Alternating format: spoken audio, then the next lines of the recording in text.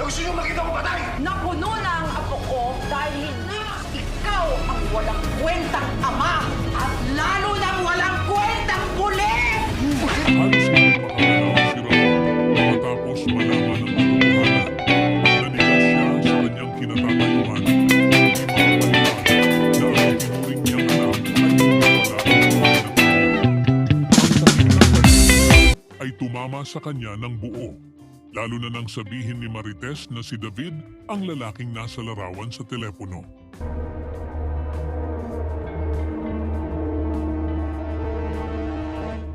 Nagbigay ng kanyang opinyon si Marites at nagduda kung si Olga ang may pakana ng lahat.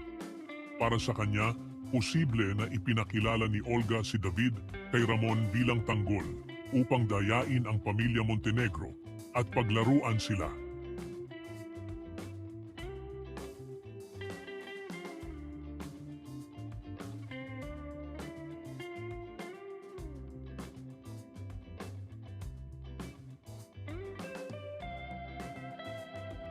Hindi kaya pinakilala ni Olga si David sa'yo bilang tanggol para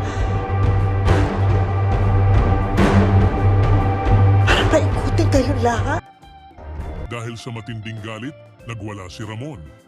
Hindi niya matanggap na niloko siya sa pagkatao ng kanyang sariling anak. Pinagsisihan niya na hindi niya agad naramdaman ang panlilinlang ni David. At ngayon, tanging paghihiganti na lang ang nasa isip niya. Ramon! Ramon! Sa kanyang paglabas upang kumilos laban kay David, nasalubong siya ni Don Julio. Agad itong nagtanong kung ano ang nangyayari. Ngunit hindi agad nakasagot si Ramon. Puno pa rin ng matinding galit at pagkabigla. Ano ba ang nangyayari? Di mo tunay na ako ang tanggol na kilala mo. Sa wakas, ipinaliwanag ni Ramon kay Don Julio ang buong katotohanan. Sinabi niyang hindi si David ang tunay na tanggol, isa itong panluloko. Ang taong kasama nila sa bahay ay walang iba kundi ang anak ni Rigor na si David. Laking gulat ni Don Julio sa kanyang narinig. Si David Di Makiba, anak ni Rigor. Niloko tayo ng hinayupatayan! Sa sobrang galit, agad inutusan ni Ramon si Franco na hanapin si David. Hindi siya papayag na makaligtas ito sa panluloko na ginawa sa kanila. Habang nagtatago si David, nagsimula na ang mga tauhan ni Ramon sa kanyang utos, bawat sulok ay hahanapin at walang ligtas para kay David. Hanapin mo yung luhan na tanggol na yan. Iharap mo siya sa akin. Ako mismo ang papatay sa kanya. Saan ka pupunta? Samantala, nakauwi na si Rigor matapos ang matinding alitan nila ni Tanggol. Ipinakita niya kay Tindeng ang mga sugat na natamo niya sa kanilang paghaharap. Ngunit imbes na makisimpatya, sinagot siya ni Tindeng ng matalim na salita.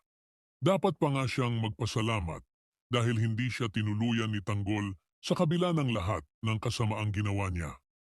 Kita mo? Yung ginawa ng demonyo mo ako? Magpasalamat ka, hindi ka tinuluyan ng apo ko! Lalong nagalit si Rigor sa sinabi ni Tindeng. Pakiramdam niya, hindi na siya iginagalang ng sarili niyang pamilya. Hindi na siya nakapagpigil at tuluyan nang nagkaroon ng matinding alitan sa pagitan nila ni Tindeng. Sino mo kasi yung totoo? Na gusto niyo makita ko patay? Napuno na ang apo ko dahil hindi mo siya tinuring na anak! Hindi na napigilan ni Tindeng ang kanyang sama ng loob. Sinabi niya kay Rigor ang matagal na niyang kinikimkim na isa itong walang kwentang ama at lalo nang walang kwentang pulis. Para kay Tindeng, si Rigor ang tunay na dahilan kung bakit lumayo si Tanggol sa kanila. Ikaw ang walang kwentang ama at lalo nang walang kwentang buli! Samantala, ipinakita ni Divina sa kanyang grupo ang natanggap nilang diamante mula sa kanilang huling transaksyon. Ipinagmamalaki niyang ito ang pinakamahal na diamante sa buong mundo, ang Blood Titan. Napangiti si Madonna dahil sa kanilang tagumpay. Ngayon na nasa kanila na rin ang Star of Venus, alam nilang wala nang makakapigil sa kanilang grupo. Blood Titan. Ito ang pinakamahal na diamante sa buong mundo. Ngayong nasa atin ang Blood Titan at Star of Venus, mayamang-mayaman ang grupo natin. Habang nag-uusap ang grupo, ibinunyag ni Tanggol ang kanyang plano. Alam niyang maraming tao ang magkaka-interes sa dalawang diamante at gagamitin niya ang pagkakataong ito upang mahanap ang kanyang tunay na ama, si Ramon Montenegro. Para kay Tanggol, ito ang susi upang matapos na ang matagal niyang hinahanap na katotohanan. Ngayong nasa atin na ang mga diamante, sigurado ako marami magkaka-interes dito at yun ang magiging daan ko para makilala ko ang tunay kong ama. Habang lumalalim ang kwento, mas lalong umiigting ang tensyon. Nabubunyag na ang mga panluloko at ang paghahanap ng katotohanan ay mas nagiging mapanganib. Matutunton na kaya ni Ramon ang tunay niyang anak? Magtagumpay kaya si Tanggol sa kanyang plano? At ano ang maaaring maging kapalit ng pagkakaroon ng Blood Titan at Star of Venus? Maraming salamat po. Please like and share, subscribe my YouTube channel. Abangan ang susunod na update sa Batang Quiapo. Maraming salamat po. God bless.